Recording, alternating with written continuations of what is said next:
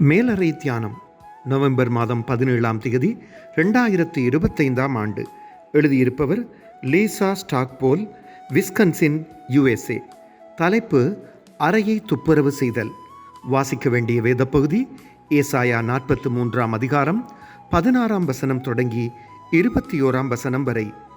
இன்றைய நாளுக்குரிய தியான வசனம் ஏசாயா 43ஆம் அதிகாரம் 19ஆம் வசனம். இதோ நான் புதிய காரியத்தை செய்கிறேன், இப்பொழுதே அது தோன்றும், நீங்கள் அதை அறியீர்களா?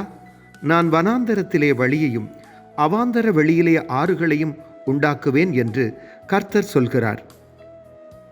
உடைகள் வைக்கும் அறையை சுத்தம் செய்து பல வருடங்கள் ஆகின்றன.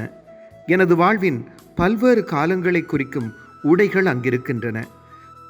வெற்றியை உணர்த்தும் உத்தியோக உடைகள் இப்போதும் அளவாயிருந்தாலும் அணியும் சந்தர்ப்பம் இல்லை. எனது கணவரின் பிரயாணப்பையை இன்னும் ஏன் வைத்திருக்கிறேன்?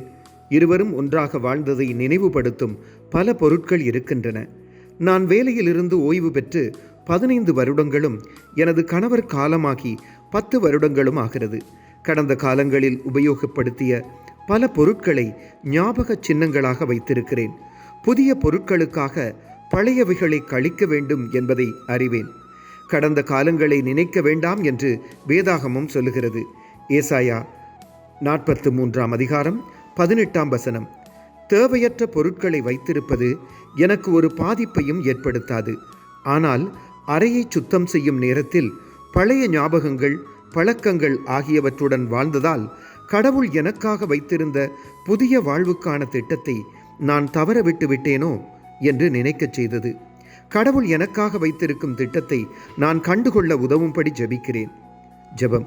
நித்தியரான கடவுளே, எமக்காக நீங்கள் வைத்திருக்கும் திட்டங்களை தன்னம்பிக்கையுடன் நாம் ஏற்பதற்கு பழையனவற்றை கைவிட்டு நாம் ஆயத்தமாயிருக்க உதவி செய்யுங்கள். ஆமீன். இன்றைய நாளுக்குரிய சிந்தனை.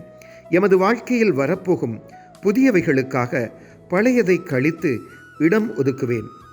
கர்த்தருடைய அன்பும் இரக்கமும் பிரசன்னமும் இந்த நாளில் உங்கள் அனைவரோடும் கூட இருப்பதாக.